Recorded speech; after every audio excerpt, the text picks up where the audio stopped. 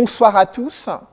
En ce début de l'année 2021, il est apparu urgent de venir puiser dans les traditions ancestrales des repères qui ont résisté au temps et qui peuvent servir dans la construction du Cameroun. Ce pays où le vol, la tricherie, le tribalisme, la corruption et la malgouvernance sont devenus des maladies presque incurables. Comment peut-il y avoir de paix au Cameroun si la flamme des crises prend de l'ampleur sous la paille? Comment les dirigeants camerounais, leaders d'opinion et acteurs de la société civile peuvent-ils dormir en toute tranquillité sans chercher à cicatriser les nombreuses plaies qui sont toujours ouvertes? Les Camerounais vont-ils encore bénéficier de la protection et la bénédiction des dieux des ancêtres sans prendre conscience de leur passé, de leur culture et de leurs erreurs? L'accélération de la décentralisation et l'entrée en scène des chefs traditionnels dans la mise en place des conseils régionaux sont-elles une opportunité de développement harmonieux du Cameroun? Ce soir, c'est l'heure de vérité pour un grand monarque ayant l'onction de ses ancêtres et reconnu pour son langage de vérité et son engagement à servir son peuple. Ce soir, c'est l'heure de vérité pour le faux, Sa Majesté Sékou Jean Rameau, qui nous accueille dans l'une des salles mythiques de son palais royal à Bamendjou. Faux Sékou, bonsoir. Bonsoir, Monsieur Noufale. Merci de nous accueillir chez vous. Je vous remercie sincèrement et je vous souhaite la bienvenue au palais de la chefferie de Bamendjou. Dans cet entretien que vous nous accordez en ce début de l'année 2021, je suis en compagnie de Jonathan Babila. Jonathan, good evening. Good evening, Cedric. Thank you, dear viewers, for joining us in this edition of La Vérité en France on Equinox Television. His Royal Majesty Sékou, thank you for accepting to be your guest today. Okay, thank you. Et juste à côté de moi, Duval Fangwa. Bonsoir Duval. Bonsoir Cédric, bonsoir aux faux de Bamendjou et bonne et heureuse année 2021 à tous les téléspectateurs d'Equinox Télévision. Faux Sékou Jean Rameau, nous sommes en début d'année 2021. Au regard des événements vécus en 2020, pour vous, dans quel état se trouve actuellement le Cameroun? Merci, Monsieur Noufale, pour votre question. Mais permettez-moi d'abord de vous remercier pour cette occasion que vous me donnez, surtout en fin d'année, pour présenter mes vœux de bonheur et de prospérité à tous les milliers de spectateurs, de téléspectateurs d'Equinox qui nous écoutent en ce moment.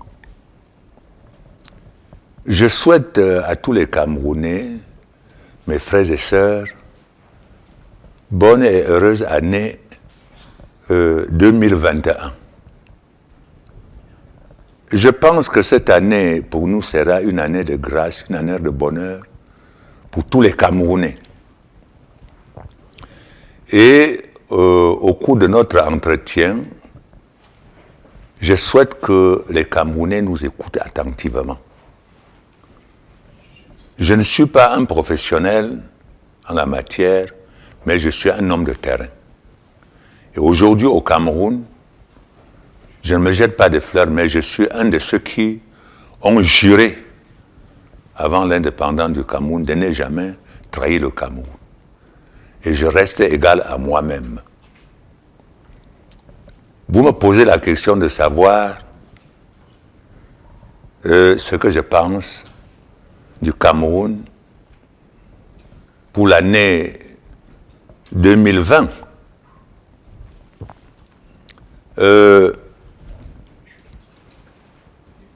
Ça avec beaucoup de regrets, mais j'ai de l'espoir. Ça avec beaucoup de regrets parce que l'année 2020 est une année, je ne sais pas pour quelle raison, Dieu nous a sanctionnés de cette manière durant l'année 2020. L'année 2020, comme elle passe déjà, je souhaite qu'elle passe avec tous ses malheurs et que tous les malheurs que nous avions, le Cameroun a subis durant l'année 2020, soient oubliés pour le bon, pour de bon. une fois pour toujours, et que l'année 2021 vienne avec tout ce que je pense que ça peut apporter du bien pour le Cameroun. Fosso Kudju, vous parlez des malheurs qui se sont abattus sur le Cameroun et vous vous interrogez sur les raisons pour lesquelles le Seigneur a voulu ainsi, selon vous, punir le peuple camerounais. Quels sont les faits les plus marquants qui ont retenu votre attention durant cette année et qui mériteraient d'être posés sur la table? Il y a beaucoup d'effets. Il y en a beaucoup. Mais la plus grave actuellement, c'est le fait, comme je le disais dernièrement, et qui m'amène de temps en temps à aller en noir. C'est la mort de tous mes enfants que je suis en train de voir mourir de l'autre côté du Cameroun. Voilà le plus saillant. Il y a tout le reste, mais je retiens ça beaucoup et c'est ça qui me fait souffrir beaucoup. Vous faites allusion à la crise anglophone. À la crise anglophone. Mais qu'est-ce qui aurait été particulièrement marquant dans cette crise qui dure quand même depuis 2016, pour cette année 2020? La tuerie de tous ces petits-enfants que je suis tous les jours là. Je ne vis pas là-bas, mais le fait qu'on tue jusqu'aux petits-enfants, le fait qu'on tue les femmes, c'est qu'on n'a jamais vu. Même pendant les vraies guerres traditionnelles, lorsqu'une femme était de passage dans une zone de guerre, tous les deux camps s'arrêtaient et laissaient passer la femme. Mais c'est malheureux qu'on trouve aujourd'hui les femmes en train d'être malmenées. Vous êtes donc déçu parce qu'on suppose que vous faites allusion, par exemple, au massacre des enfants de Kumba. C'était le 24 octobre 2020. Il y a eu également les massacres de Ngarbou. Est-ce que vous êtes déçu parce que vous avez le sentiment que tous les messages que vous véhiculez, que toutes les interpellations que vous lancez, notamment envers les pouvoirs publics, ne sont pas entendues? Effectivement, ils ne sont pas entendus. Parce que, s'agissant de cette guerre, c'est en 2008 que j'ai commencé à voir arriver cette situation et que j'avais pris des dispositions pour éviter que cela n'arrive pas au Cameroun. Mais personne ne m'avait écouté. Something that the situation is gradually returning to normalcy, but from your eyes of wisdom, from your eyes of somebody who has been constantly observing the happenings in those parts of the country and elsewhere, what do you think about the state of those two regions and the rest of the country today? Pour l'ensemble du Cameroun, et précisément pour ce problème, l'ensemble du Cameroun est un regret pour moi parce que j'ai toujours dit que pendant que nous étions dedans, en train de combattre pour obtenir la liberté, pour que, en 60, la tutelle française ne continue plus au Cameroun. J'ai toujours dit qu'on a passé cette liberté à travers la fenêtre pour donner à des gens qui n'étaient concernés à rien, qui n'étaient pas concernés, qui ne connaissaient ni la couleur, ni l'utilisation de cette liberté. On les a passés et c'est ça qui nous cause ce problème aujourd'hui. Lorsqu'il s'agit, par exemple, de cet événement de la situation actuelle de l'autre côté du Cameroun, non, il n'y avait presque pas de problème. Parce que quand on parle de ça, je n'ai que des larmes qui coulent. Pourquoi? Parce que je n'arrive pas à me contenir, étant donné les dispositions que j'avais prises en 2008 à propos de cette situation. Et tout ceci, ça vient se mêler dans cet ensemble de mauvaises gestions du Cameroun qui cause tous ces ennuis-là. Rendez-vous compte qu'en 2008, je prends l'initiative et fais appel à d'autres Camerounais comme moi. Et nous avions pris l'initiative de mettre en place le groupe des patriarches pour le dialogue, la paix et la réconciliation au Cameroun. Et nous avions fait un travail exceptionnel de nos propres moyens, jusqu'à rendre compte au chef de l'État avec tout un dossier et lui proposer le dialogue avec tout ce qu'on devait travailler au cours de ce dialogue, je n'ai jamais eu de réponse. L'unique réponse que j'avais eue était tout simplement de me séparer avec mon secrétaire, avec le secrétaire général du groupe, qui était un professionnel en matière électorale, pour l'amener à Elekam. C'est tout ce que j'avais eu comme réponse. Sinon, jusqu'à l'heure où je parle, je n'ai jamais eu de réponse à propos de ce lettre que j'avais adressée au chef de l'État, du rapport que j'avais adressé au chef de l'État. Je n'ai jamais eu de réponse. Fosso Kodjo, comment interprétez-vous ce silence, 13 ans après avoir interpellé le président de la République sur l'urgence de renouer les fils du dialogue entre les Camerounais?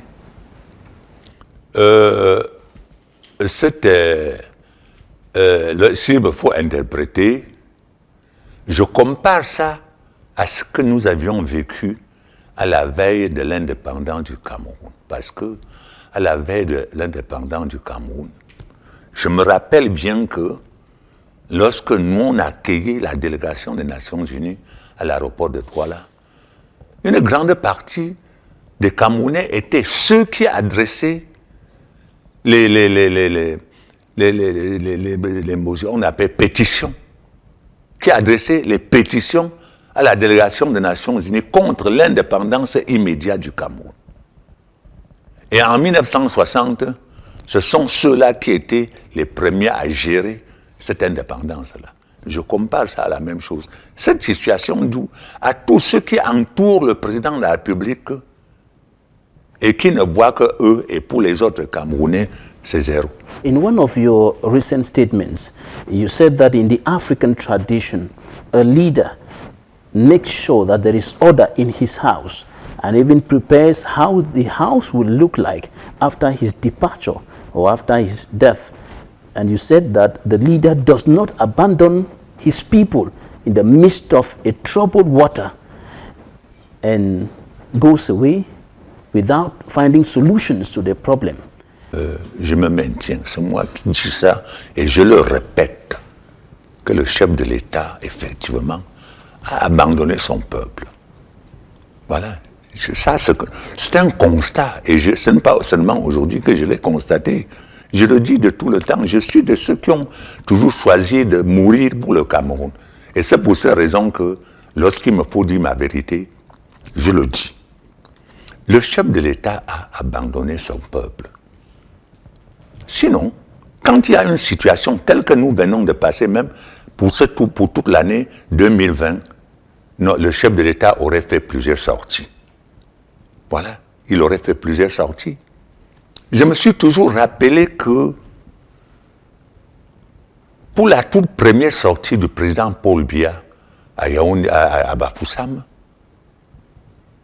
mais ce n'est pas le même Paul Biya que je voyais le chef de protocole API à chaque minute aller retirer le président Paul Biya dans la foule.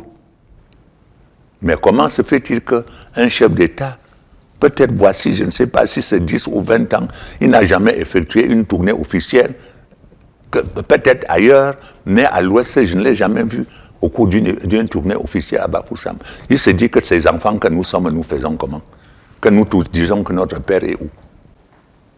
Mais dans la recherche des solutions aux multiples crises qui secouent le pays, si on reste sur le cas précis de la crise anglophone, que vous avez évoqué à l'entame de cette émission, et qui pour vous reste une préoccupation majeure, on a remarqué que le 24 décembre dernier, le président de la République, qui selon vous a abandonné son peuple, a signé un ensemble de textes créant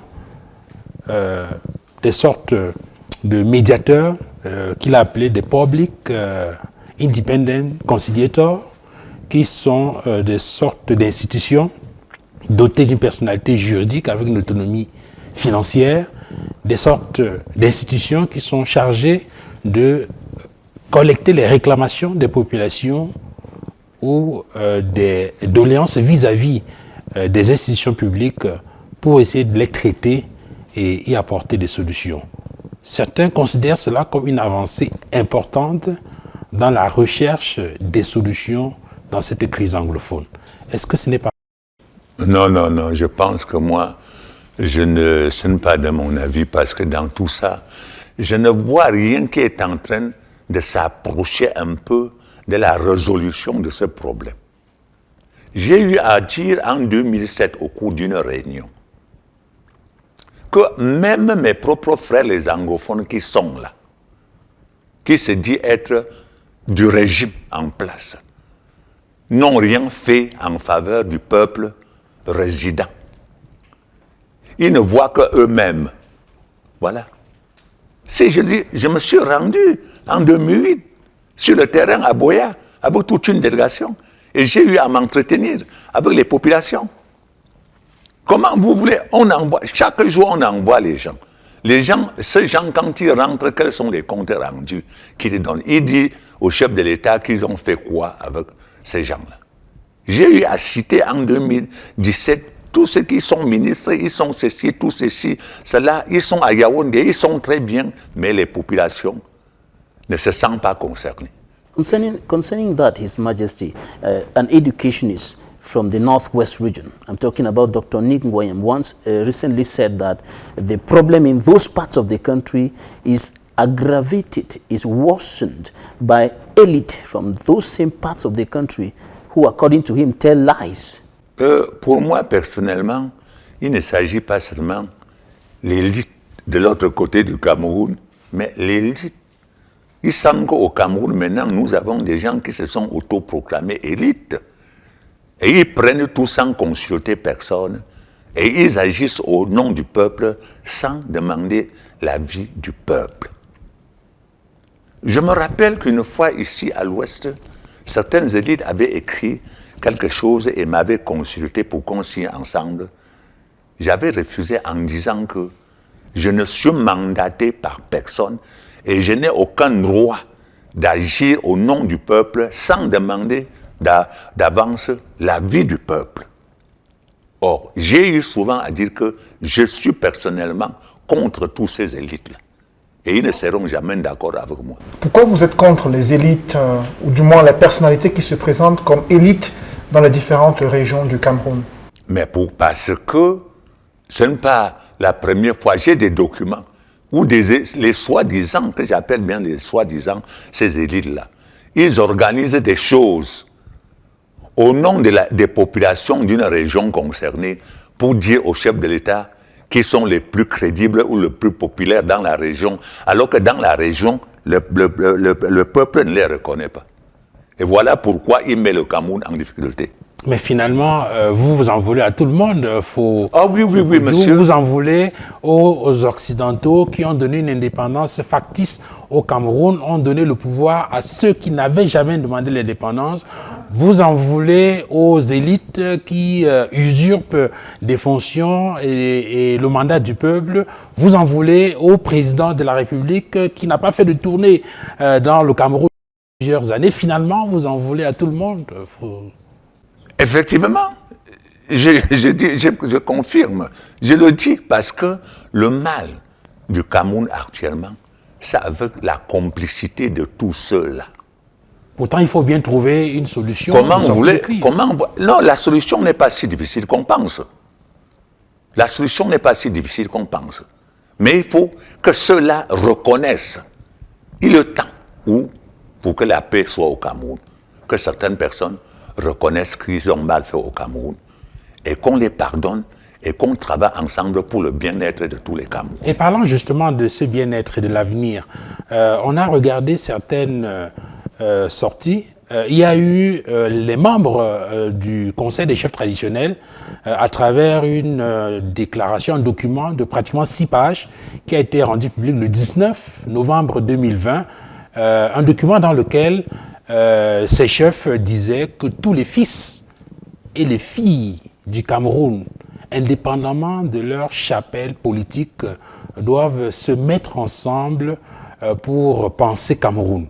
Et vous également, dans une publication sur votre page Facebook, c'était le 13 février 2020, en faisant le point sur les élections législatives et municipales qui venaient de se tenir, vous avez indiqué que les Camerounais au-delà de leur chapelle politique, doivent taire leurs dissensions et se retrouver ensemble autour d'une table pour parler du Cameroun. On voit bien que, de façon globale, vous insistez sur la nécessité du dialogue et d'un échange. Quelle est la forme qui, de votre point de vue, que ce dialogue doit prendre de votre point de vue?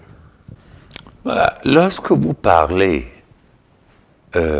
des chefs traditionnels, ça fait depuis plus de 30 ans que j'ai toujours souhaité que les chefs traditionnels, en tant que représentants de Dieu, de par nos coutumes, restent les chefs traditionnels et représentants de Dieu, suivant nos coutumes.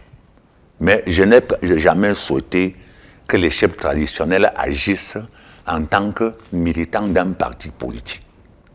Ce n'est plus à cacher aux yeux des Camerounais.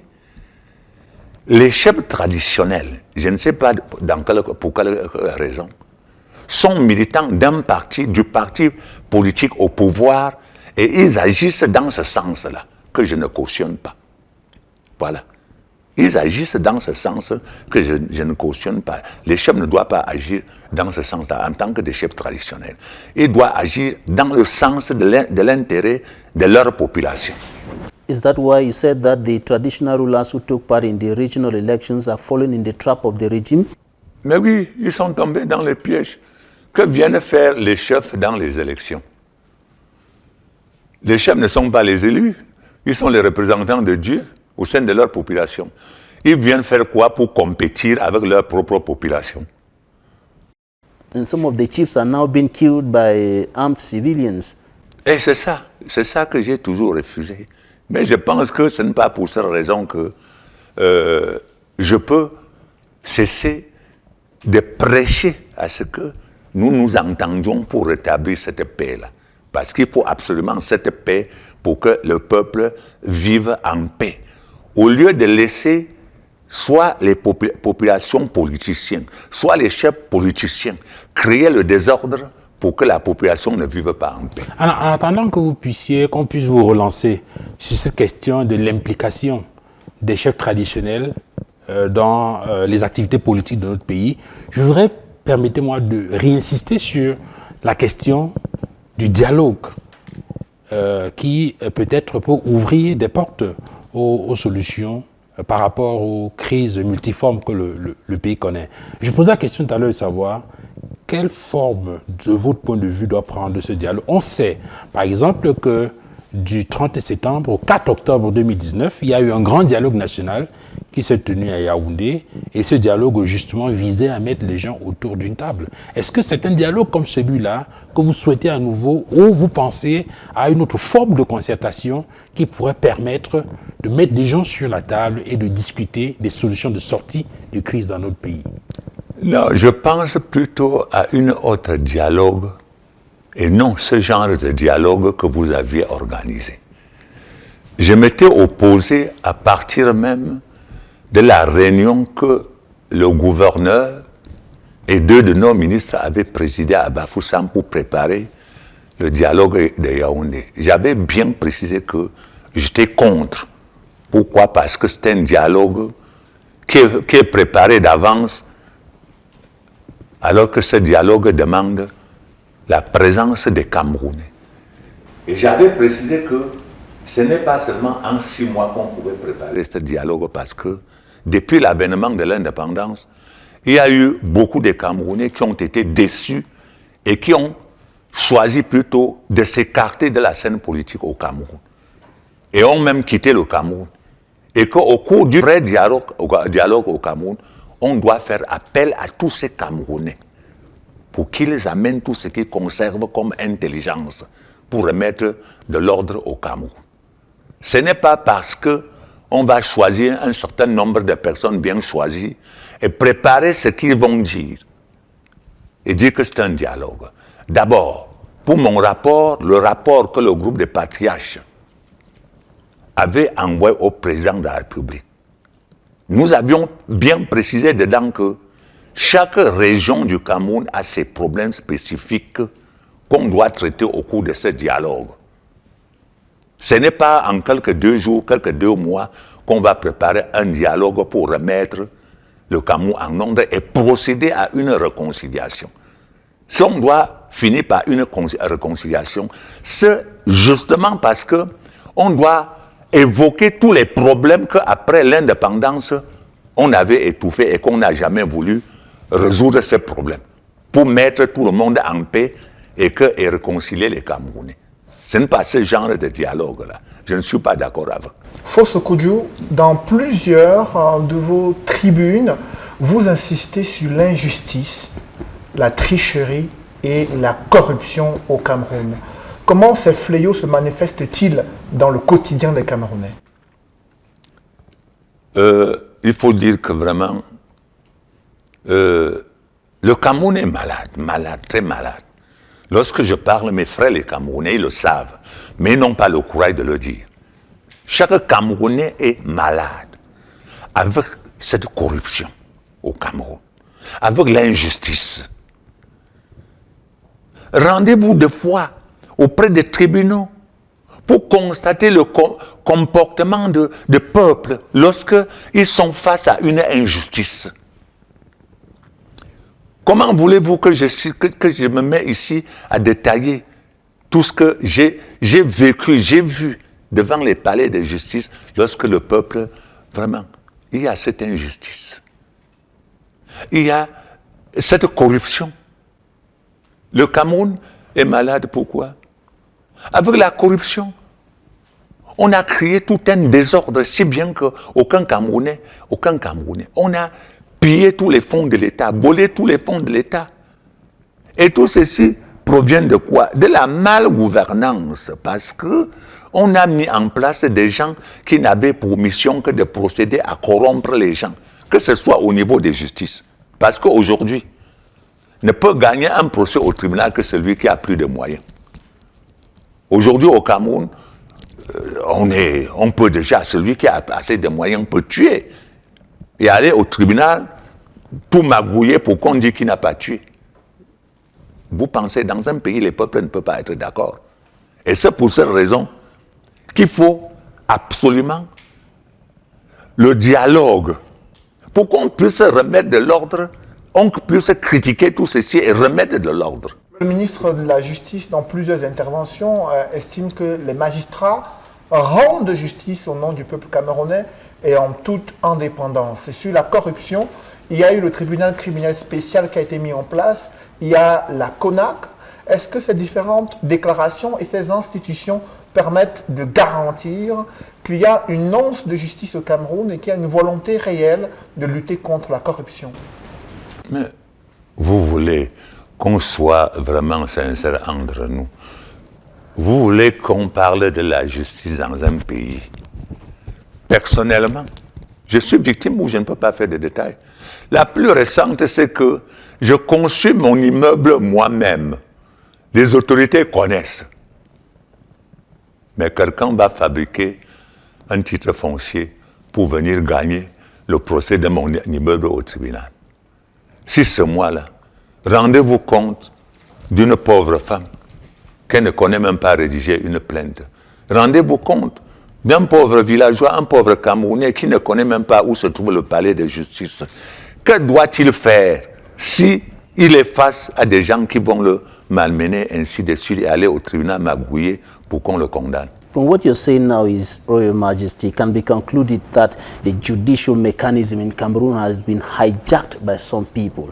Is that the case? Quelqu'un a parlé de l'indépendance de la justice. Non, cette indépendance n'existe plus.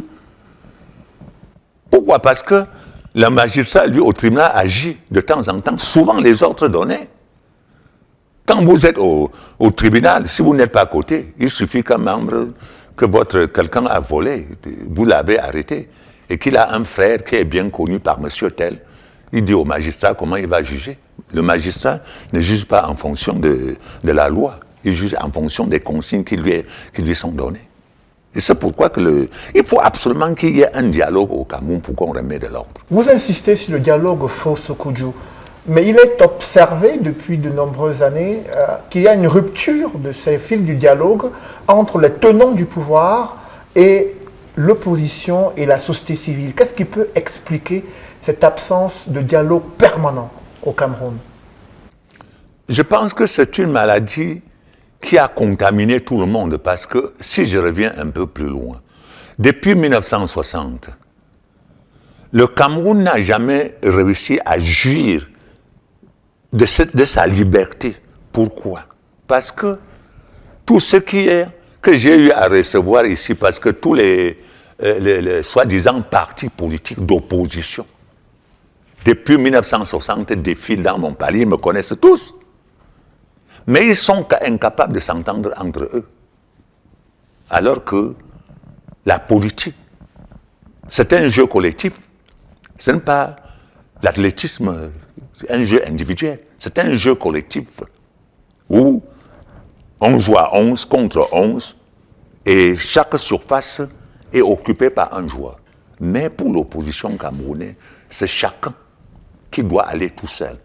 Et justement, c'est pour cette raison qu'il ne peut pas avoir de dialogue entre l'opposition et le pouvoir. Qui doit donc représenter qui? Comme ils vont toujours horizontalement. Il ne peut pas se mettre en rang avant de faire face au pouvoir. Alors qu'il faut qu'il soit d'abord en rang. Voilà.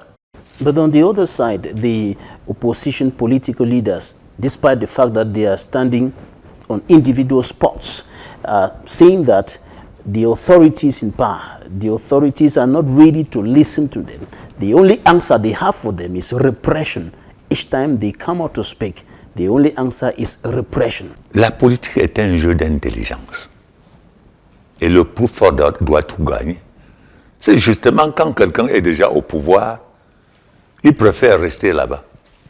Mais quitte à toi, tu ne dois pas jouer un match en faisant sortir les autres équipes au stade. Je pense que c'est celui qui connaît mieux jouer, qui doit gagner le match. Et c'est pour cette raison que quand quelqu'un est déjà au pouvoir, il ne veut pas sentir les autres. Quelle est donc votre stratégie? Voilà.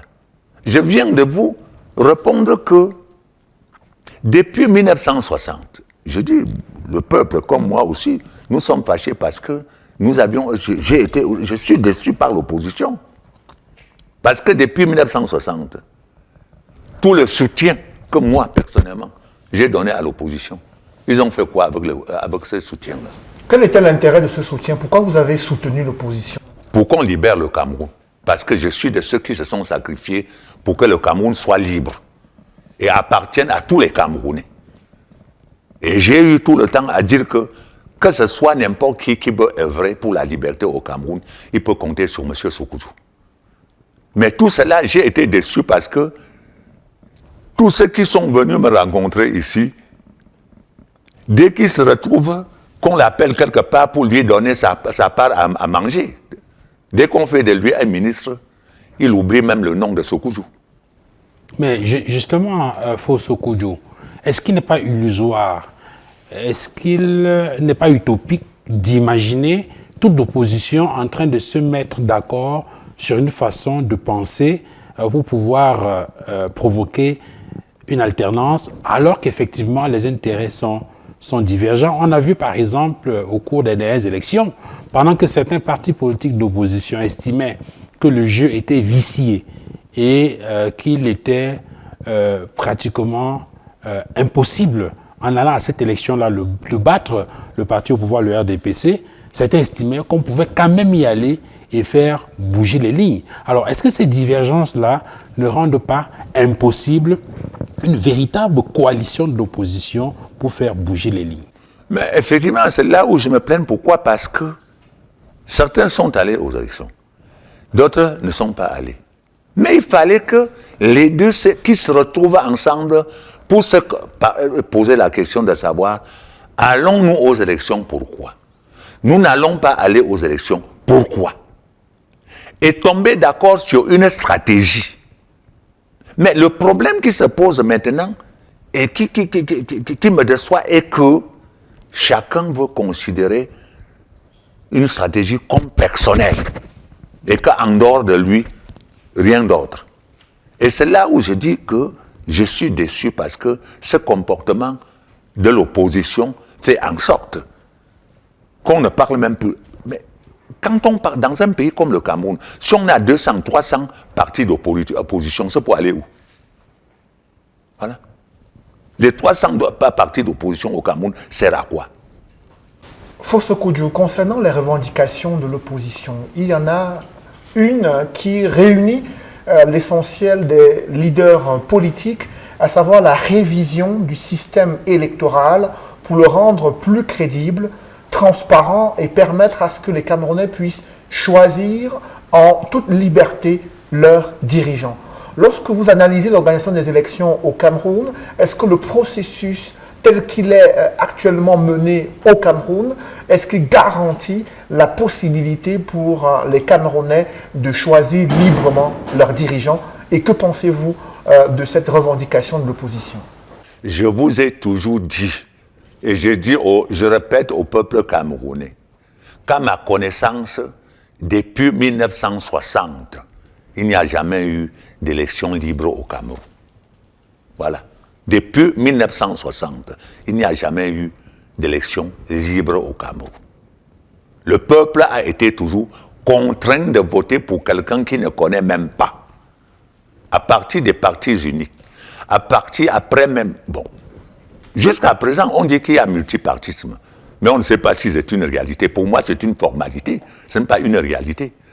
Pourquoi? Parce que depuis 1960, qui peut me dire au Cameroun qu'il a été démocratiquement élu? Le président de la République a répondu à ses critiques sur les imperfections de la démocratie au Cameroun. Dans son discours du 31 décembre 2020, le chef de l'État a fait savoir que le Cameroun est une jeune démocratie et que le processus démocratique est en cours et respecte la Constitution et les lois en vigueur. Pour vous, ce processus démocratique est-il satisfaisant tel qu'il est pratiqué à la fois par les tenants du pouvoir et par les autres Camerounais? Mais, parlant de jeune démocratie, on est jeune pendant combien des années? Depuis 1960 à nos jours, le Cameroun est toujours jeune en démocratie? Non. Le Cameroun devait être aujourd'hui l'un des pays africains le plus démocratiques. Mais nous avions refusé, confisqué. Parce que chaque fois que ce soit à partir de la Constitution, code électoral, tout est prévu d'avance. De manière qu'avant les élections, on connaît celui qui doit être élu. Vous votez pour lui ou pas, il est élu. Voilà. On le sent dans notre Constitution, dans les codes électoraux, tout ça, toutes les procédures sont déjà faussées avant le jeu. What should be done now, His Royal Majesty, to ensure that we have free, fair and transparent elections in Cameroon? Because according to you, for the past over 6 decades, no transparent, no credible elections have taken place in Cameroon. So what should be done now to ensure that the elections that will be coming up next will be credible, transparent? C'est de refaire le code électoral. On n'en a pas. C'est de faire le code électoral. Et même de revoir la constitution du Cameroun. C'est ça. S'il faut qu'on aille au dialogue, c'est justement parce qu'au cours de ce dialogue, on doit revoir tout ça pour remettre de l'ordre, pour permettre au Cameroun, aux Camerounais d'aller librement aux élections. Alors, il n'y a qu'une seule personne qui est en mesure de donner le là pour que tout ça se mette en mouvement. C'est le chef de l'État.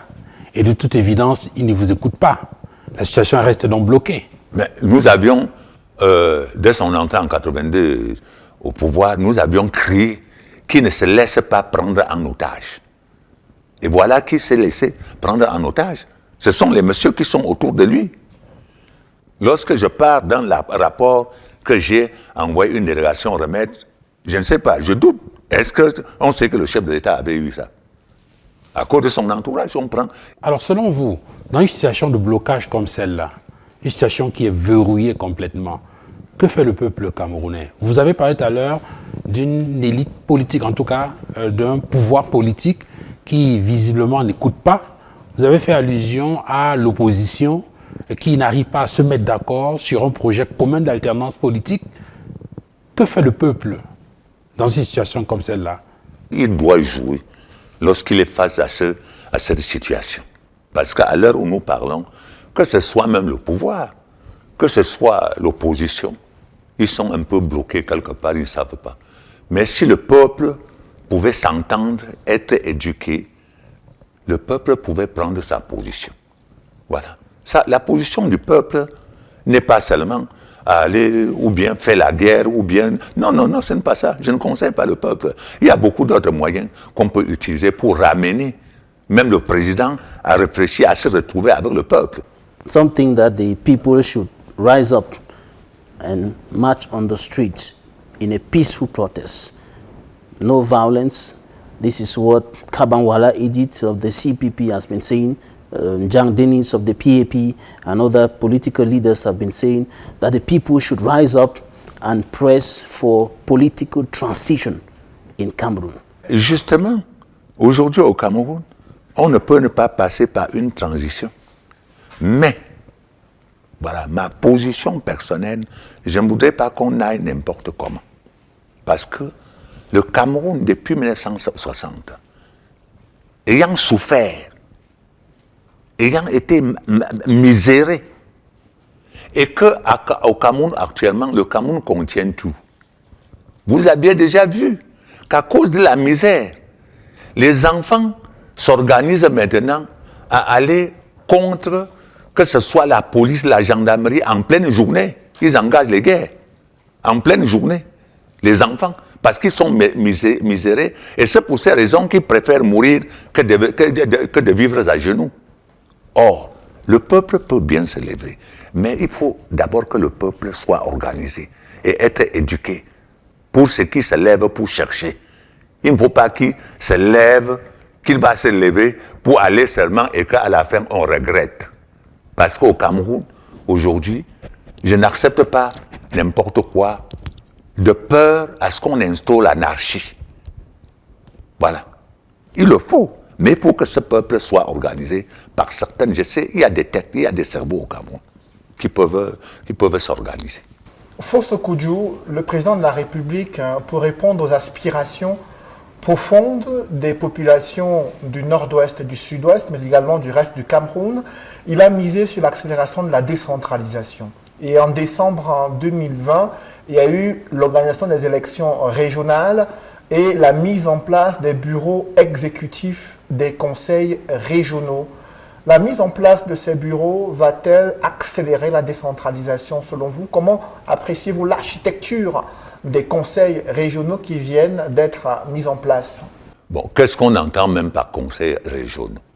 Mais vous voyez déjà des gens qui sont déjà préparés. Bon, par rapport au passé, ça va changer quoi? Il y a par exemple le code des collectivités territoriales décentralisées avec la possibilité d'octroyer 15% du budget de l'État à ces collectivités territoriales, avec possibilité même d'amélioration dans les années à venir. Il y a maintenant la mise en place des conseils régionaux, tel que l'indiquait Cédric tout à l'heure, avec l'entrée dans ces conseils régionaux, non seulement des conseils municipaux, mais des représentants du commandement traditionnel, donc vos pères des chefs traditionnels. C'est ça. Qui, en rentrant dans ces conseils régionaux, pourraient peut-être apporter une touche particulière ou nouvelle, non, dans le fonctionnement de ces nouvelles institutions. Vous n'y croyez pas? Est-ce que vraiment lui, il a cette capacité? Est-ce qu'il a été formé pour faire ça? Pendant la corruption et l'injustice, qu'est-ce que les autres ont fait et qu'il va faire le particulier? S'il doit être particulier par rapport aux autres, qu'est-ce qui peut nous garantir maintenant? C'est une formation qu'on lui a donnée ou bien on lui a donné cette formation quand? Mais comment voulez-vous maintenant? Parce que c'est même décourageant. On va parler d'un conseil régional, par exemple de 100 membres, alors que 98% sont du RDPC. Et il faut respecter les consignes du parti. Qu'est-ce qu'ils vont faire de mieux que ce qu'ils n'ont pas fait? Un conseil régional multicolore aurait été meilleur selon vous? Hein? Un conseil régional multicolore avec plusieurs formations politiques aurait été meilleur? Avec plusieurs formations politiques. Et quand même pas seulement plusieurs formations politiques. Pourquoi il ne peut pas avoir des candidats libres pendant nos élections ici? Oui, mais les membres du commandement traditionnel peuvent être considérés comme étant un peu plus libres. Commandement traditionnel? Mais je viens de vous dire que le chef traditionnel qui est dedans est membre du RDPC. Voilà. Et ne doit agir que dans le sens de son parti, dans l'intérêt de son parti. Pourtant, il a un mandat de son peuple en tant que chef. Non, ce n'est pas le peuple qui lui a choisi. On a amené le peuple à choisir ce qu'il ne veut pas, parce qu'il n'avait pas de choix. Il y a dans ces conseils régionaux une spécificité, insiste le gouvernement, dans les régions du nord-ouest et du sud-ouest. Il y a une House of Chiefs qui est réservée pour les chefs traditionnels, une assemblée générale, une assemblée des chefs traditionnels et une assemblée des représentants des collectivités territoriales décentralisées. Ce schéma a été présenté comme l'un des éléments constitutifs du statut spécial des régions du nord-ouest et du sud-ouest. Pour vous, ces éléments répondent-ils aux préoccupations posées par ces populations? The special status is enshrined in the country's constitution, and it is close to the federal system, for example, that some of the people are asking for. Are you saying that the special status for those two regions is not good or should be extended to other regions generally? Le Cameroun est un État, la République du Cameroun, où habitent tous les Camerounais. Pourquoi avoir une seule personne et 4 yeux? Voilà. Ça veut dire que c'est notre Cameroun et nous sommes un autre. Pourquoi cette chambre des chefs, assemblée des chefs? Mais pour répondre à une spécificité liée justement à cette partie. Cette spécificité de quoi? On estime qu'avant l'indépendance du Cameroun, effectivement, la culture, que ce soit sociopolitique des populations de cette partie, n'était pas forcément la même. Non, mais avec vous êtes en train de forcer même cette population à vous dire des choses qui ne l'ont pas jamais dit. Avant que les Blancs ne viennent nous diviser, on était un. Et les Blancs sont rentrés chez eux. Et nous nous sommes retournés dans notre maison, le Cameroun. Mais c'est vous, avec votre mauvaise gouvernance, qui aviez créé des problèmes. Ce n'est pas l'état d'esprit des populations résidentes. Voilà. Avant l'arrivée des Blancs, on était un seul Cameroun. Oui, mais sauf qu'en Et partant, on nous a divisés. Il y a un héritage colonial. Mais cet héritage, nous ne pouvons hériter que ce qui est bon pour nous. Nous n'allons pas hériter ce qui est mauvais. Il est rentré chez nous, chez lui. Et nous nous sommes retrouvés dans notre maison, le Cameroun. Mais c'est vous, avec la mauvaise gouvernance, qui aviez amené les gens à dire que non, dans ce cas, nous nous retrouvons encore habités dans la vieille maison. Voilà, c'est ça, c'est à peu près ma pensée, parce qu'il ne faut pas faire des choses... Comment un seul État, deux constitutions différentes? There are historic facts that indicate that those two parts of the country, for example, were governed under the indirect rule system by the British, and so it has been part and parcel of the people of those two regions, the indirect governance, and that is those are some of the issues that provoked the current situation now, what is now qualified as an attempt to assimilate, according to what the head of state recently said in the Paris Peace Forum. So are you saying that all those specificities should just be kept aside? Le Cameroun a ses diversités culturelles et qui doit être respectée. On n'a pas dit de changer, mais il faut la gérer comme telle, à la satisfaction de tout le monde. Ce n'est pas à votre satisfaction. Nous avons, le Cameroun a beaucoup de tribus. Toutes ces tribus sont des Camerounais. Voilà. Et chaque tribu a sa culture qui doit être gérée. Nous avons cette diversité-là. Mais ça ne doit rien changer à la vie des Camerounais. Si oui, c'est vrai. Mais pourquoi, avant tous ces problèmes politiques-là, que nous parlons maintenant, pourquoi tout cela n'existait pas? Fosso Kudju, on parlera de l'actualité du Cameroun, de ces multiples séries d'accidents enregistrés ces dernières semaines à travers le pays et de l'état des infrastructures routières et l'économie et la santé du Cameroun, dans la deuxième partie de l'émission consacrée, émission avec pour invité Fosso Kudju Jean Rameau, qui nous reçoit dans l'une des salles mythiques de son palais royal à Bamendjou. D'abord, une courte pause dans cette émission.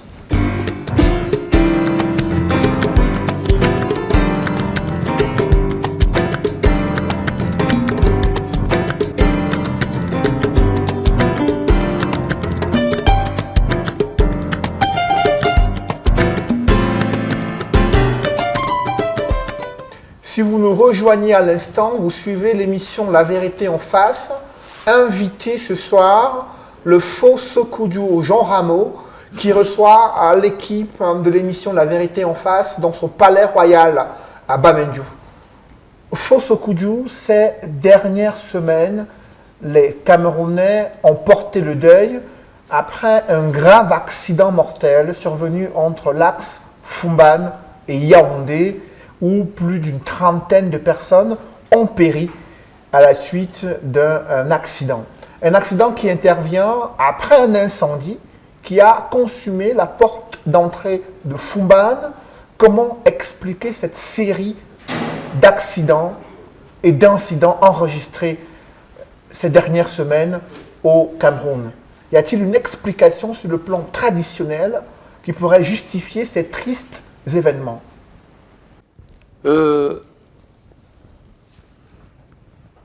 Les deux accidents. Je voudrais d'abord commencer par l'incendie de l'entrée de Fumban qu'on parle.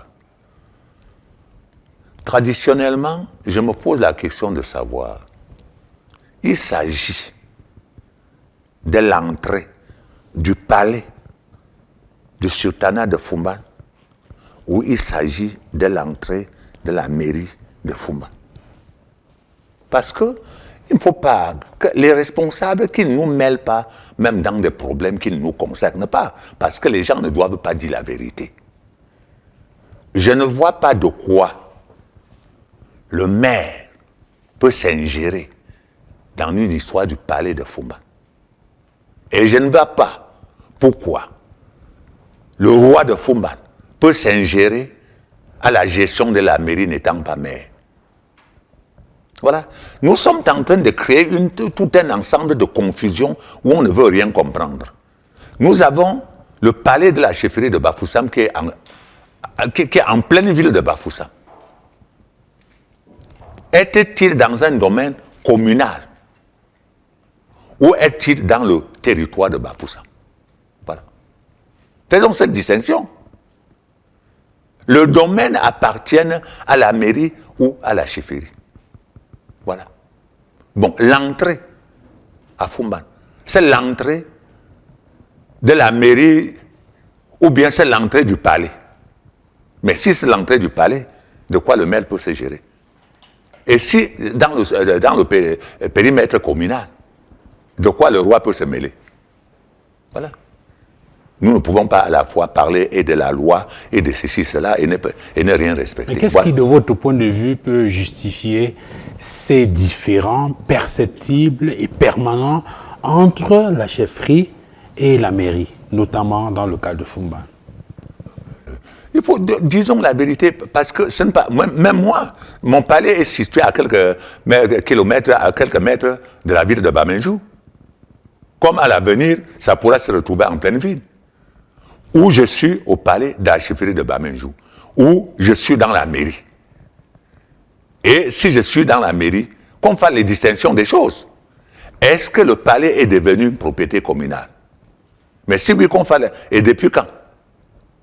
Alors c'est justement pour ces raisons que je dis, est-ce que le palais de Fumban est devenu la propriété communale? Voilà. Vous êtes un chef qui est très écouté et qui prend des positions assez fortes sur les questions d'actualité. Et le sultan roi des Bamoun est un de vos pères. Est-ce que c'est une question sur laquelle vous avez déjà échangé? Échanger quoi? Sur ces différends, par exemple, ou sur les problèmes entre la mairie et la chefferie? Non, il faut dire les chefs, à ce point de vue, n'acceptent pas qu'on échange. Lorsqu'il m'est arrivé en 1963, avec le feu chef Kamga de Banjoun, de relancer l'assemblée des chefs francophones qui existait avant l'indépendance, les chefs n'avaient pas voulu comprendre parce que chaque chef voulait se placer dans un parti politique. Et lorsqu'il crée, en se plaçant dans un parti politique, il crée les adversaires politiques. Et face à ces adversaires politiques, qu'on ne traîne pas ça dans la gestion du palais, à la chefferie. Donc pour vous, il faut voir dans ces difficultés-là, dans cette polémique-là, une implication du politique? Du politique. Il y en a, ce n'est pas à chercher. L'entrée du palais de Fumban, que je connais, on entre avant la mairie. Elle est située dans le périmètre communal, ou bien elle est située où il faut d'abord la situer. Et faire la part des choses. Au-delà de cette polémique fausse Kudju, cet incendie qui survient là, quel message était-il en train d'envoyer aux populations? Non, mais je dis que c'est un incendie, je ne sais pas si elle est volontaire ou pas. Voilà, je ne sais pas, parce que c'est un message. Message de quoi? L'incendie est même venu d'où? Il est peut-être mystique finalement cet incendie. Mais mystique de quoi? Par qui? Parce qu'il ne faut pas parler de mystique. C'est nous qui constituons le mystique. Le mystique, c'est quoi? C'est dû à quoi? Voilà. But the place where the fire incident took place was a symbolic place in the traditional setup of the people. Is there no link between? Nous sommes devenus ridicules si bien que nous sommes même capables de fabriquer ce qui n'existe pas. Le mystique, en tant que chef, je suis mieux placé pour justifier le mystique. Mais lorsqu'on veut inventer le mystique, moi je ne le crois plus, parce que je demande la cause c'est quoi? Voilà. Le mystique dont même vous parlez, non, l'action mystique ne vient pas n'importe comment. Quand nous envoyons même la tornade pour aller pour une revendication juste, pour une justice, il faut que la cause soit juste, avant que le mystique participe. Mais pourtant, vous avez indiqué en début d'émission qu'il y a eu une série de malheurs qui a frappé le Cameroun comme une sorte de punition. Voilà. Alors, dans cette série de malheurs, il y a eu ce grave accident ensuite, qui a arraché la vie à plus d'une trentaine de personnes. Quels sont les messages qui doivent être interprétés par les Camerounais au regard de ces événements vécus? Non, je dois d'abord envoyer mon message à ceux qui sont chargés de nous gouverner. Est-ce que d'abord celui qui était au volant avait la capacité de conduire une voiture de passagers de 30-40 places? Est-ce qu'il avait la capacité? Est-ce qu'en attribuant même les permis de conduire de transport de voyagers, est-ce qu'on étudie d'abord pour voir si celui à qui on attribue ce permis a la capacité, a cette force-là? Est-ce qu'on vérifie ça? Tout ceci, ça fait cause. Quand on vérifie, le chauffeur était mort. Voilà. Le fait que le chauffeur est mort prouve d'abord que lui-même était inconscient. Parce que rien que la voiture lui-même, rien que sa propre vie, plus la vie des autres. Non. Le monsieur, s'il avait cette conscience, sa vitesse ne pouvait pas faire en sorte qu'il y ait des morts. Despite the lapses that you seem to be highlighting as far as issuance of driver's license and some kind of control that's supposed to be done by transport authorities are concerned, the authorities are attributing that accident and many other accidents on highways across the country on human errors and notably indiscipline of drivers on the highway. Il y a tout cet ensemble-là. Voilà. Il y a tout cet ensemble. Parce que vous verrez que ce soit la société de transport. Est-ce que lui, pour le recrutement de son chauffeur, qu'est-ce qu'il a utilisé pour étudier son chauffeur? On ne sait pas. Le monsieur même qui paie le chauffeur, est-ce qu'on sait quel est le traitement infligé à ce monsieur qui peut l'amener à se respecter, à protéger sa vie? Bon, il y a tout un ensemble. Donc, étant donné que nous sommes déjà cultivés en matière de corruption, voilà, tout est faux. Et voilà les conséquences de ça. Or, si le monsieur était conscient, rien que sa propre vie, rien que sa vie personnelle et la voiture, pouvait l'amener à aller le plus lentement possible pour protéger sa vie, soit pour protéger la vie des passagers. Mais vous voyez que le monsieur, ça ne lui a rien dit. Un accident qu'on tue 40-50 personnes à la fois. Mais le monsieur n'avait pas peur de ses passagers dedans. Non, c'était un monsieur inconscient. Et d'où seraient venues les raisons pour qu'on engage un inconscient? After that accident, the Minister of Transport decided to suspend the transport agency for a period of 1 month. Is that a decision or a measure or an action that can help to reduce the rate of accidents on the highway? Is there something that government should do beyond those sanctions, those decisions? Comment on veut toujours traiter les gens comme des petits enfants? Est-ce que c'est la première fois que ce genre d'accident arrive et on entend que le ministre a suspendu l'agent de voyage? Est-ce que c'est la première fois? En faisant ça, ça change quoi?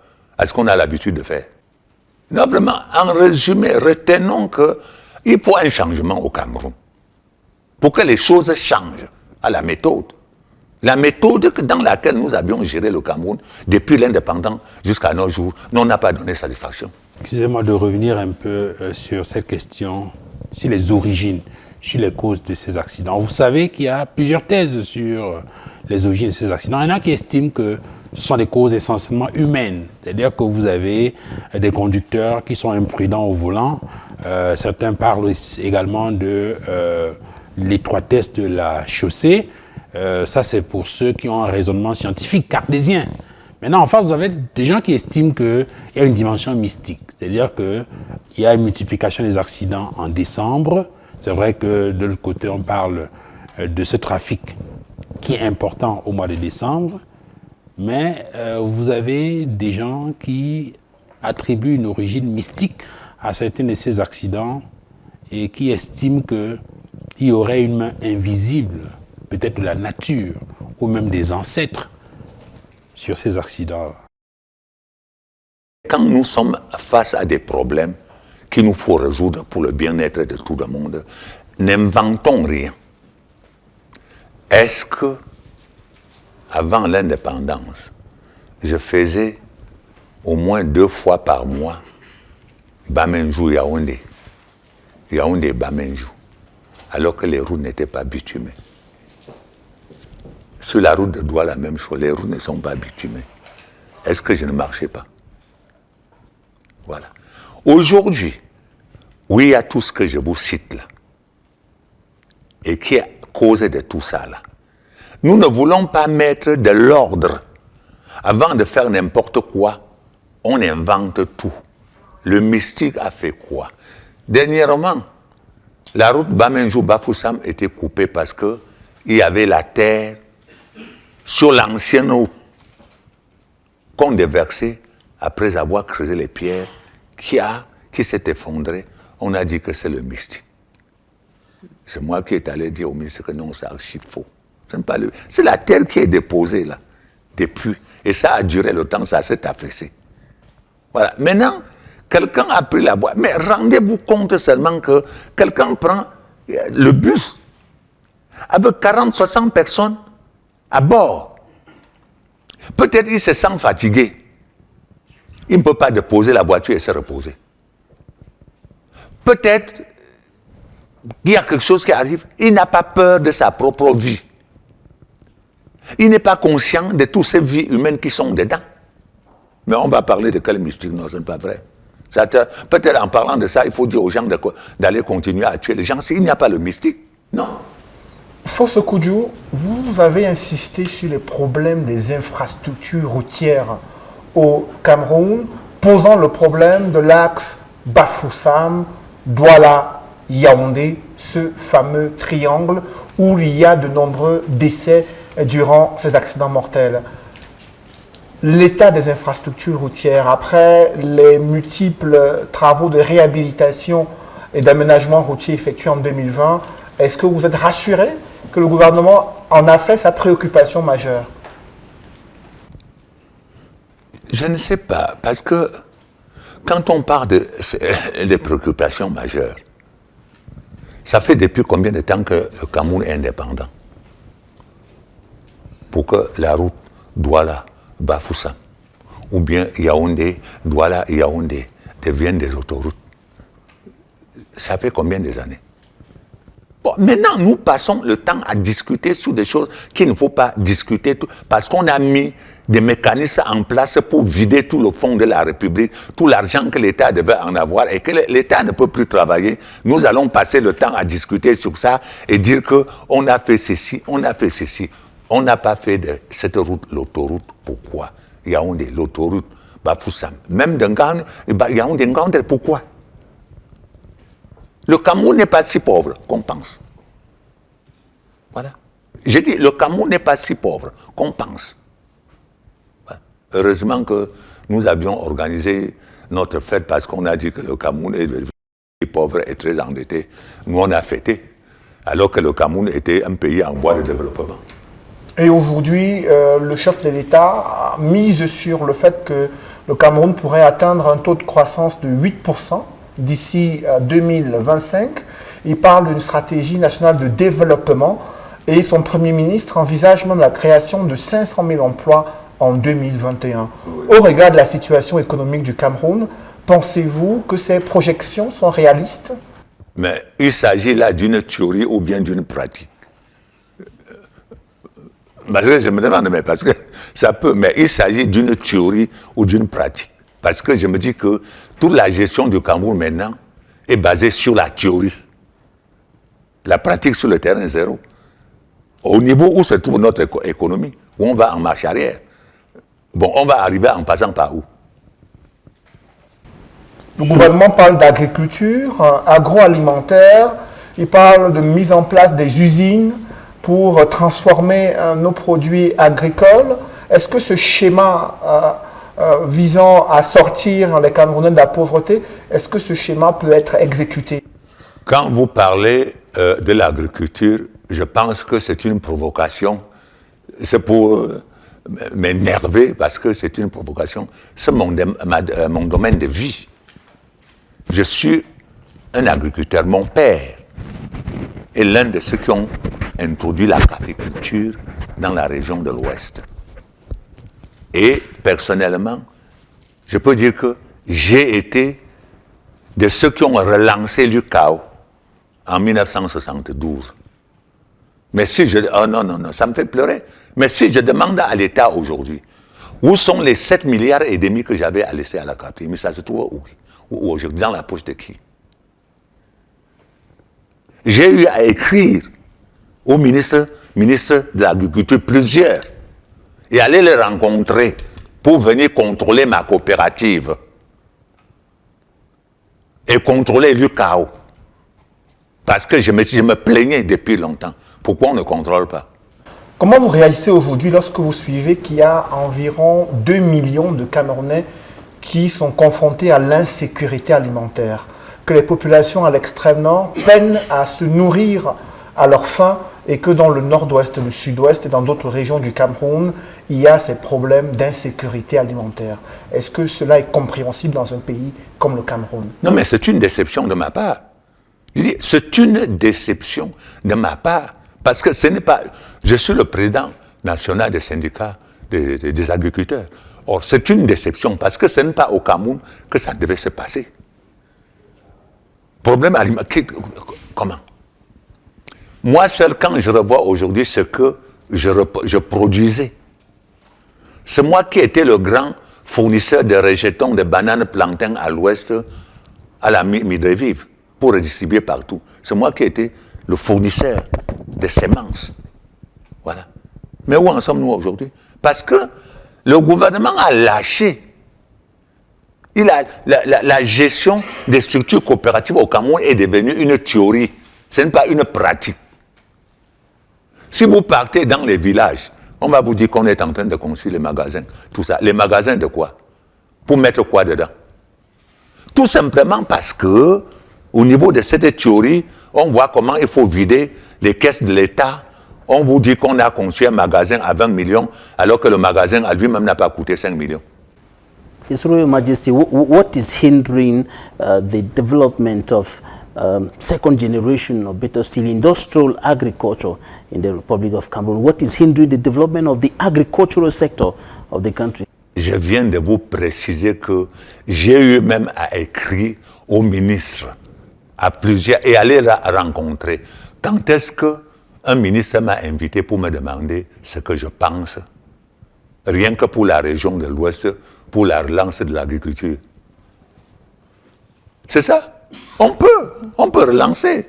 Il n'y a aucun problème. Mais justement, au niveau du syndicat que vous dirigez, en faisant le diagnostic de la situation et au regard des problèmes qui sont ceux qu'on a évoqués tout à l'heure, de votre point de vue, quels peuvent être les meilleurs leviers? En attendant, bien évidemment, que les pouvoirs publics puissent mettre la main ou ouvrir un cadre d'échange de concertation avec vous, qu'est-ce que vous pensez pouvoir faire au niveau du syndicat? Quels sont les leviers dont vous disposez pour pouvoir faire bouger un tout petit peu les lignes? Comment voulez-vous, si un vieux ici à Bamenjou, à Balatit, a produit 5 régimes et qu'il peut amener ça en ville ici vendre, il n'y a pas moyen de transport pour arriver en ville. Et arrivant même en ville, il ne peut pas trouver d'acheteur. Que voulez-vous que ce monsieur fasse? Aujourd'hui, si on peut amener un agriculteur de café arabica, a produit 500 tonnes, c'est pour faire quoi avec? Et ils sont combien? Alors que l'argent, voilà, l'argent destiné à soutenir cet agriculteur est distribué à quelques individus gratuitement, alors qu'ils ne sont pas des agriculteurs. C'est ça.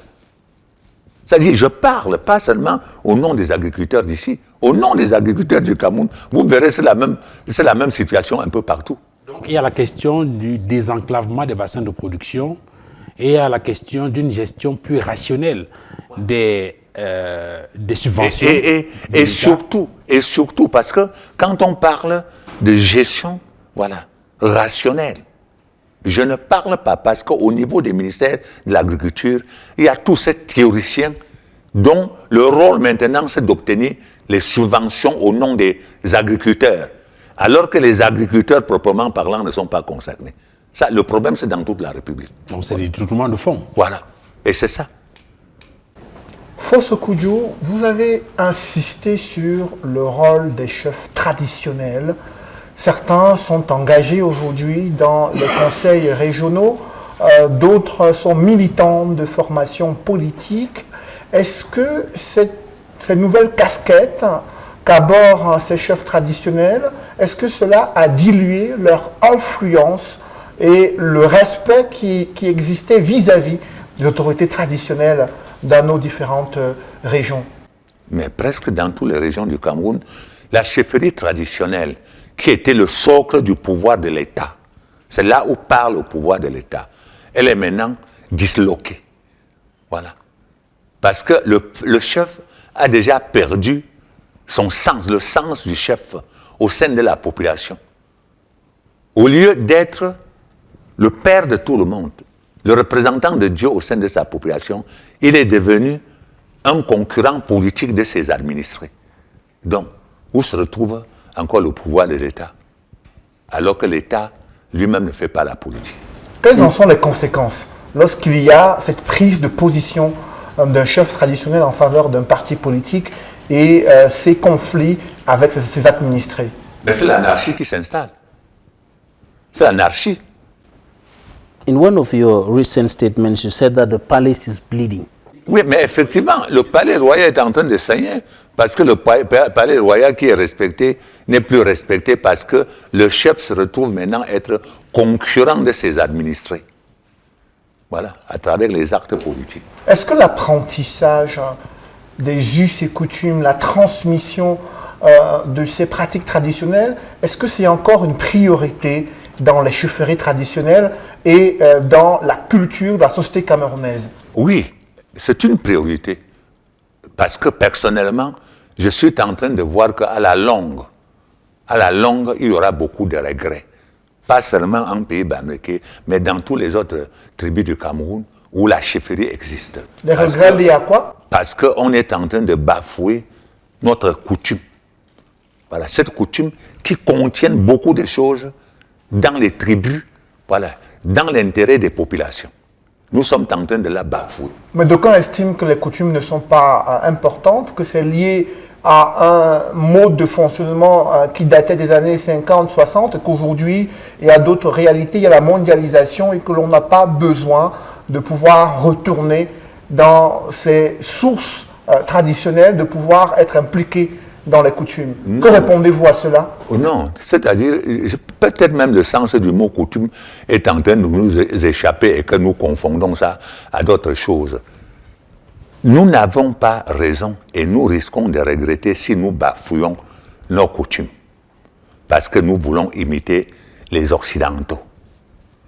Je disais à un diplomate ici, au palais, que, pour un exemple, ils n'ont rien à nous apprendre parce qu'ils prétendent être les premiers à arriver sur la Lune. Est-ce qu'ils savent que les Africains sont arrivés sur la Lune avant eux? Selon vous, qu'est-ce qui peut justifier que l'Afrique ait résisté victorieusement à cette pandémie du coronavirus? Parce que dans les repas que nous consommons, le traitement, il résiste, il existe. J'ai dit, dans nos propres repas. Bon, et quand on veut vous démontrer, vous voulez refuser. Parce que ce n'est que ce que les Blancs ont amené que vous appréciez. Mais ce que nous amenons, ça ne vous dit rien. Est-ce que vous pouvez nous faire justement la démonstration sur les éléments constitutifs ayant permis aux Camerounais d'être plus résistants à cette pandémie du Covid-19? Covid-19, n'est-ce pas? Bon, est-ce que vous savez le contenu du condiment d'un cuit? Non, vous ne connaissez pas. Il y en a 13. Ah bon? Et le condiment contenu dans la sauce de taro?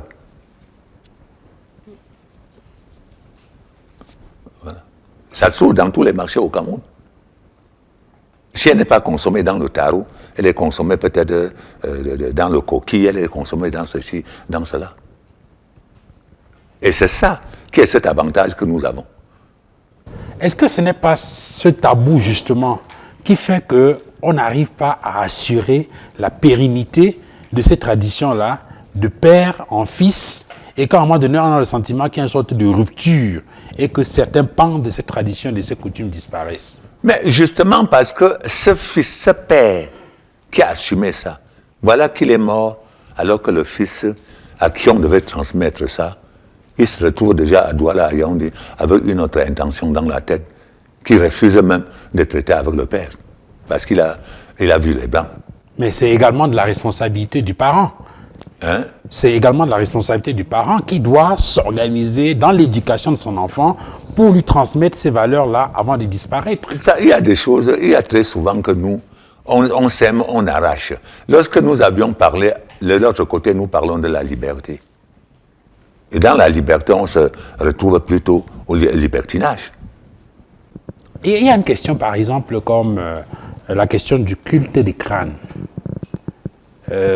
C'est un peu dans les usages, dans les pratiques des peuples de l'Ouest Cameroun. Ouais. Est-ce que vous avez le sentiment qu'entre 1960, avec l'indépendance du Cameroun, donc le départ entre griffes des colons, et aujourd'hui, 60 ans après, c'est une pratique qui reste toujours dans les us et coutumes, ou bien vous avez le sentiment que ça tend à disparaître?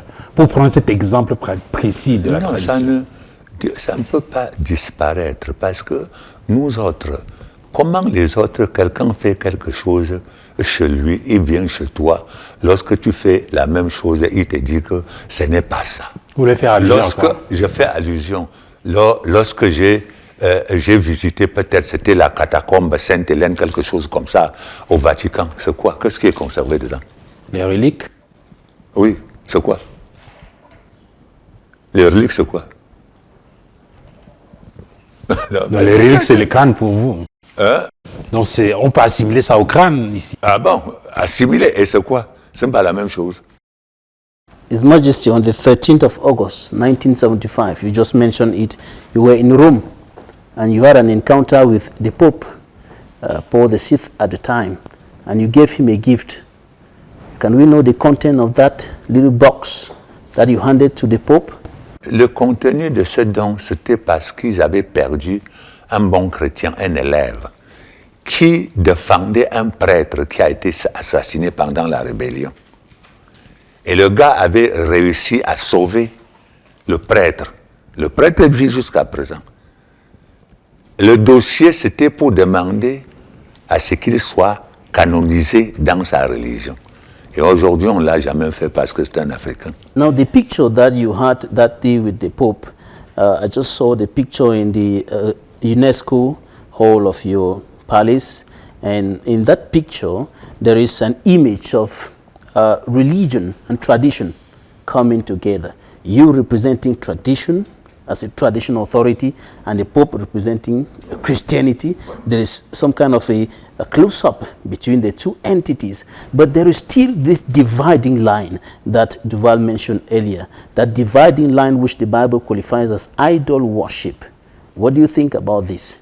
Non, je pense que jusque-là, ça ne divise pas. Pourquoi? Vous l'avez constaté vous-même, c'était devant la basilique de Saint-Pierre que je participais à la célébration de l'année sainte au Vatican. Et j'étais invité comme le chef d'une autre religion. Et c'est justement pour cette raison que Jean-Paul Sujet, bon, je ne sais pas, Jean-Paul II ou quelque chose comme ça, avait parlé de l'inculturation. Jean-Paul II. Voilà. Il avait parlé de l'inculturation. Ce n'est pas parce que tu n'es pas baptisé dans ma religion que tu n'es pas chrétien. Voilà. Et c'est ça que nous confondons sur le terrain pour que moi je suis baptisé dans le culte de mes ancêtres et il n'y a qu'un seul Dieu que tout le monde croit. Mais le fait de m'appeler, de dire que je ne suis pas chrétien, mais c'est donc dire que toi aussi tu n'es pas chrétien parce que tu n'es pas baptisé dans la même religion. Mais justement cette inculturation-là est un sujet polémique. Vous êtes autorité traditionnelle, détenteur de tous les totems de la chefferie, dépositaire de l'autorité et du pouvoir des ancêtres que vous représentez, et en même temps chrétien, c'est-à-dire qui croit que Jésus-Christ est mort sur la croix pour sauver l'humanité et qu'il est venu au monde pour représenter son Père, Dieu Tout-Puissant. Est-ce qu'au finish, on n'a pas le sentiment qu'il y a comme une sorte de mélange? Finalement, à qui croyez-vous? À vos ancêtres ou bien en Jésus-Christ? Attention, parce que nous avions tout le temps fait des confusions, vraiment qui n'est pas... Voilà. Or, à l'intention de tout le monde, de n'importe qui, en pays bamléké, dans notre religion, nous appelons ceci, voilà, ceci, c'est ce qui est destiné à Dieu. Sometro, c'est ce qui est destiné aux ancêtres. Les ancêtres ne sont pas Dieu.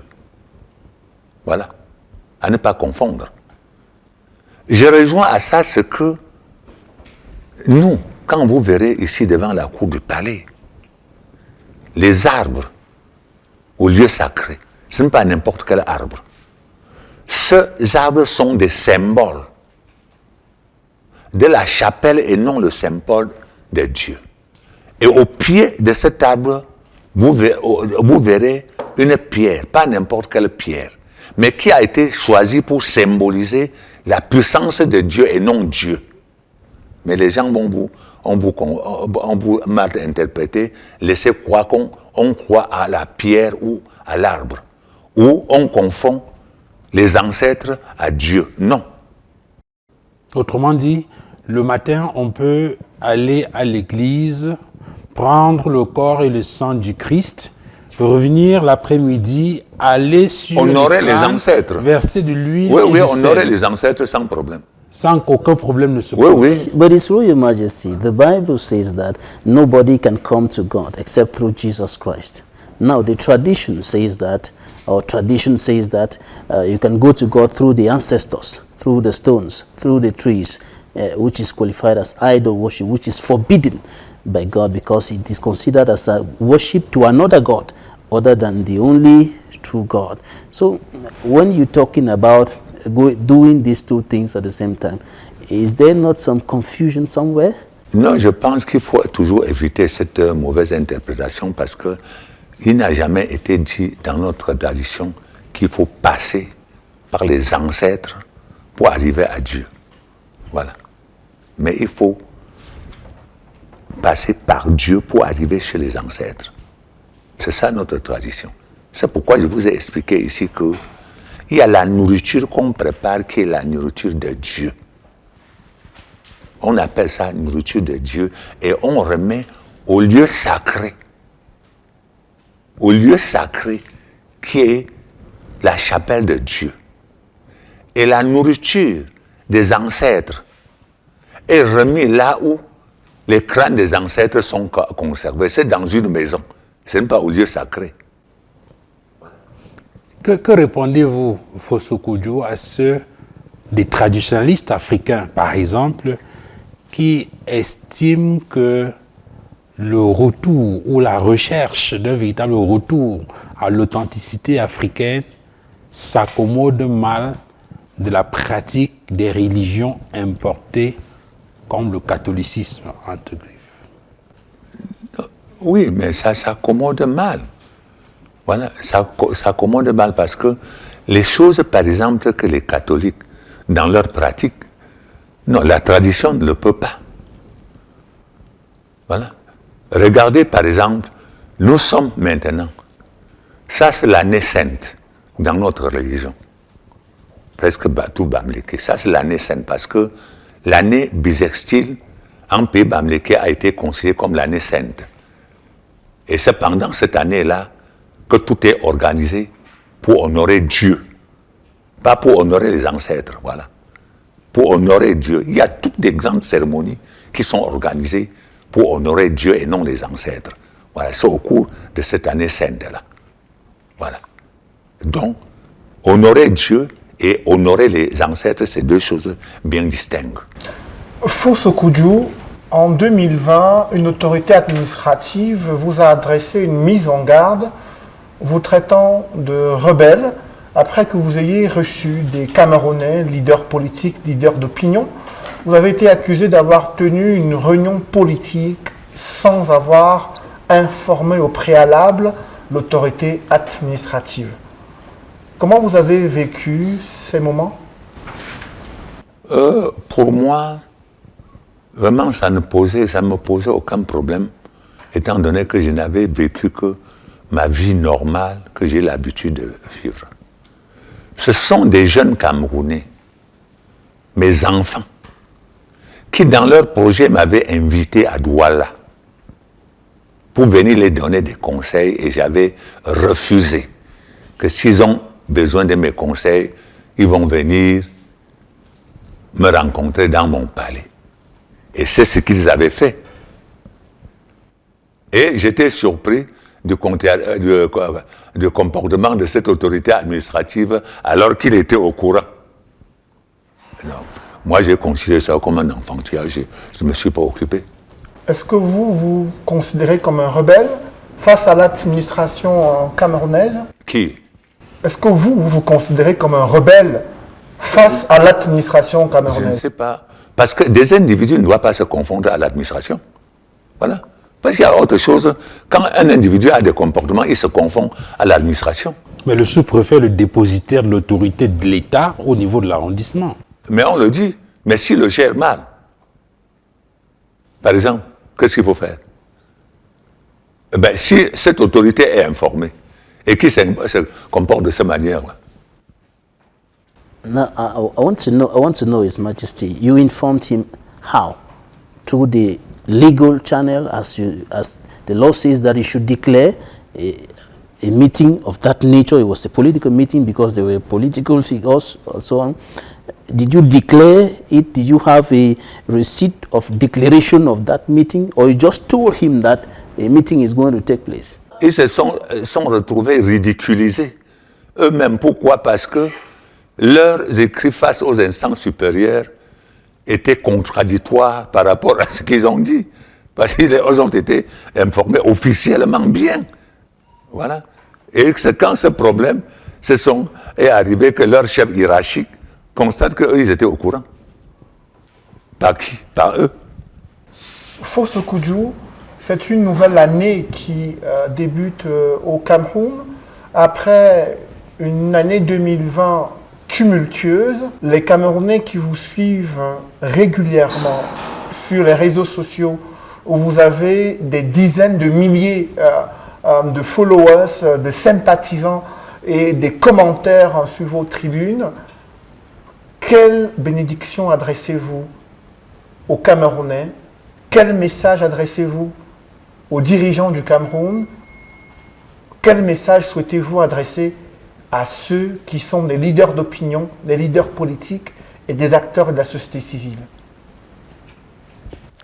Si j'ai un message à adresser à mes frères camerounais, c'est de dire à mes frères les Camerounais que nous devons faire beaucoup attention. Je suis de ceux qui ont sacrifié leur vie pour la liberté au Cameroun. Et quand je vois le Cameroun aujourd'hui, dans l'état actuel, pour moi, ça ne me fait que pleurer parce que je ne m'attendais pas. Et tous ceux avec qui ils sont beaucoup morts, on était ensemble, ne s'attendaient pas que le Cameroun, aujourd'hui, soit ce qu'il est là.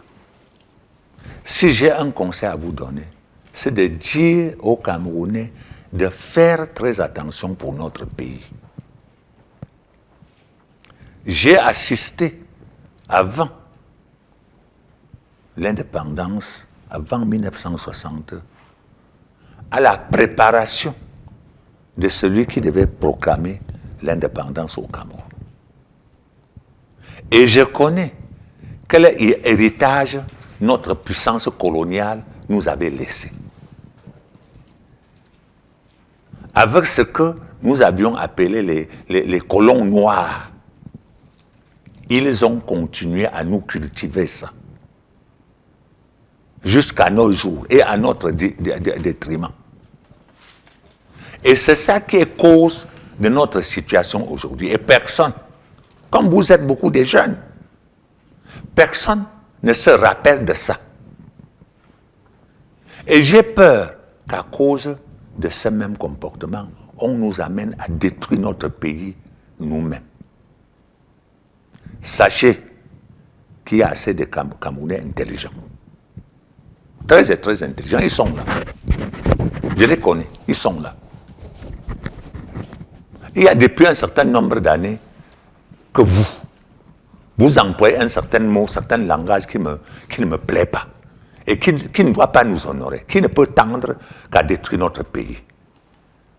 Il y a un certain moment où je suivais tout le monde dire « on fait avec ». On fait avec quoi? Pendant ce dernier temps, il y a d'autres qui disent qu'il faut verser avant de ramasser. Comment allez-vous ramasser pour que le sable n'entre pas alors que c'est déjà versé? Non, ça c'est un très très bon langage, un mauvais langage. Je ne vous conseille pas. Laissons tout ça.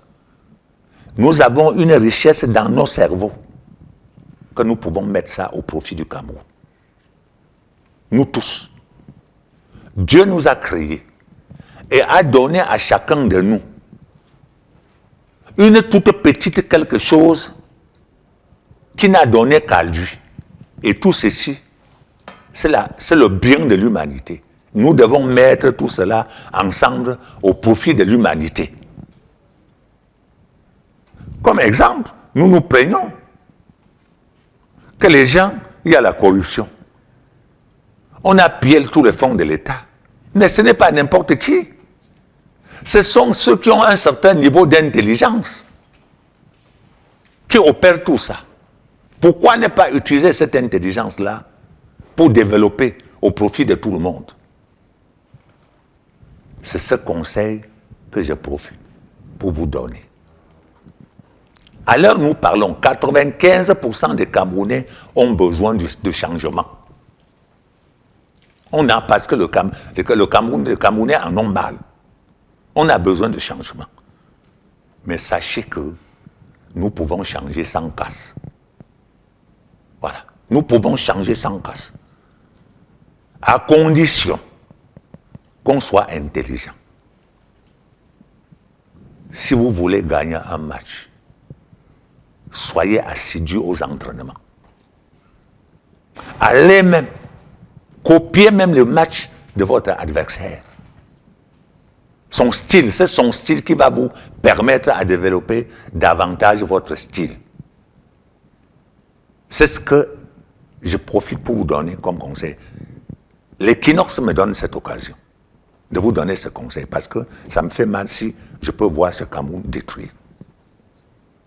Ceux qui nous gouvernent, non, ils savent qu'il y a quelque chose qui ne va pas. Ils savent, parce qu'ils ont vécu, qu'il y a quelque chose qui ne va pas. Mais sachons nous comporter. Voilà, sachons nous comporter. Ne nous comportons pas comme si en nous laissant continuer, on n'est pas sûr de ce que nous allons faire. J'ai dit que rien que le comportement des partis d'opposition ne nous assure à rien. Et que c'est là où on devait commencer à démontrer de quoi on est capable. On doit avoir un parti politique que le problème c'est des insultes, c'est ceci, alors qu'au niveau de leur propre fonctionnement, on ne les ressent pas. Voilà. C'est ce conseil que j'ai à vous donner, parce que j'ai espoir que l'année 2021, j'ai espoir que l'année 2021 doit nous apporter quelque chose, que vous le voulez ou pas. Dieu a ses miracles. Et j'ai espoir que Dieu risque, en 2021, mener une opération surprenante pour tout le Cameroun. Voilà les conseils que j'ai à vous donner. Ne nous décourageons pas. On dit en proverbe, on dit en pays bamléké, que le pays se construit tous les jours. Nous sommes en train de nous comporter comme le pays se construit seulement ce matin. Le pays se construit tous les jours. Autant que nous vivons, nous devons chaque jour construire le pays. Parce que les enfants qui sont nés ce matin et ceux qui sont nés hier n'ont pas le même âge. Ils n'ont pas les mêmes expériences. Je vous prie, mes chers frères et sœurs, je vous prie de continuer à prier Dieu pour que Dieu aide le Cameroun. Et je profite pour vous demander à vous qui nous gouvernez. Nous sommes chez nous, le Cameroun, c'est notre Cameroun à nous. Ce n'est pas votre Cameroun à vous seul. Ce n'est pas parce que vos enfants ont bien mangé. Il y a ceux qui marchent encore nus au Cameroun parce qu'ils n'ont pas de moyens. Ayons pitié de ceux-là. Voilà, par nos propres comportements. Je viens de dire tout à l'heure, comment nous-mêmes nous pouvons être fiers d'avoir été élus. Nous avions été élus par qui? Nous nous plaignons. Il y a notre Parlement qui se dit député, parce qu'on a fabriqué les gens pour être députés. Ils ne sont pas libres de s'exprimer. Mais quand ils viennent ici au village, ils disent qu'il est député. Député élu par qui? Il est ceci, tout ça là. Je viens de vous dire que depuis 1960, pour moi personnellement, il n'y a jamais eu d'élu. Voilà. Je vous en prie, vous qui nous gouvernez. Je ne sais pas, en dehors aujourd'hui au Cameroun, de vous conseiller pour que nous travaillions ensemble pour le bien-être du Cameroun. Je ne sais pas, c'est pas ce que je peux manger aujourd'hui que je n'ai pas encore mangé au Cameroun. Donc mon bonheur aujourd'hui se trouve dans le bonheur du peuple. Et j'en profite également pour demander à tous mes collègues de toute la République que notre comportement est indigne de nous. Les chefs sont les représentants de Dieu, suivant la coutume africaine. Comment se fait-il que le chef doit encore se retrouver au sein de son peuple pour discuter avec son peuple? La population chasse pour chercher la panthère pour amener à la chefferie. Et le chef se retrouve avec le chien et lance en brousse pour chercher la panthère pour aller chez qui? À vous, mes chers collègues, les chefs traditionnels comme moi, reprenons conscience, rentrons dans nos chefferies, laissons la politique faire par nos enfants. restons à la chefferie et que nous encadrons la population. Et que nous aidons. Dès qu'il y a un régime en place qui sert le peuple, nous sommes là pour l'aider à servir le peuple. Nous ne sommes pas là pour aider un régime à nous servir et se servir. Voilà. C'est ça que je profite pour vous donner comme conseil, mes chers collègues, et que je vous demande, rentrez à la chefferie pour que nous organisons notre population. À vous, nos gouvernants. C'est moi, on m'a toujours traité, tantôt de maquisard, contestataire, tout ceci au Cameroun, et je n'ai jamais refusé. Je reste tel, parce que je reste ceux de qui nous avions juré de ne jamais traiter le Cameroun. On m'a posé une certaine question ici que je n'ai pas répondu. On dit que vous avez des accidents, vous avez des mystiques. Mais non. Chaque dimanche, vous vous mettez dans des camions, tout ce que vous avez, pour aller faire les deuils au village. Est-ce que vous avez fait les deuils de ceux qui se sont morts pour nous? Votre père à Idjou, vous l'avez enterré ou vous aviez fait son deuil où? Oumniobe, Moumie Félix, les King Abel. Oh merde. Vous les avez enterrés où? Est-ce qu'ils ne peuvent pas, ceux-ci ne peuvent pas être à l'origine de nos malheurs? Je vous demande aussi d'en faire quelque chose. Même le pouvoir, il faut faire quelque chose en mémoire de ceux-là, comme dans tous les autres pays du monde. Dans le rapport que j'avais adressé au président de la République, j'avais également insisté sur le retour du corps d'Aïdjou. Qu'est-ce que nous avions fait?